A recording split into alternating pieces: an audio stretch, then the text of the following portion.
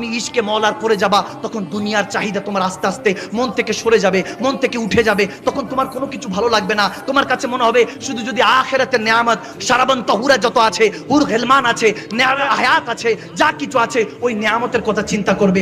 দুনিয়ার নারী বাড়ি গাড়ি যা কিছু আছে, ধন সম্পত্তি, এমনকি নিজের যৌবনকে কোরবান করে দিবে, কোনো কিছু চাইবে না, শুধু আখিরাতের দিকে খেয়াল। রব্বানা আতিনা ফিদ দুনিয়া হাসানা, তার দুনিয়াটা তখন সুন্দর হয়ে যাবে। ওয়াফিল আখিরাতে হাসানা, আখিরাতটা সুন্দর হতে থাকবে। যখন আখিরাত তখন সুন্দর হয়ে গিয়েছে, দুনিয়া মন থেকে কাটতে কাটতে আর কিছু নেই, শুধু আখিরাতের খেয়াল। একটা পর্যায়ে খাজা মঈনুদ্দিন বলতেছেন, ইশক যখন হয়ে যাবে, প্রেম যখন আল্লাহর সাথে মওলার সাথে হয়ে যাবে, তখন আস্তে আস্তে মনের থেকে আখিরাত সরে যাবে, আখিরাত সরে যাবে।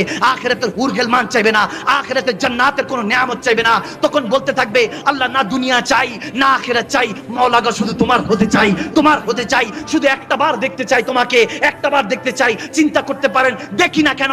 যদি ভালো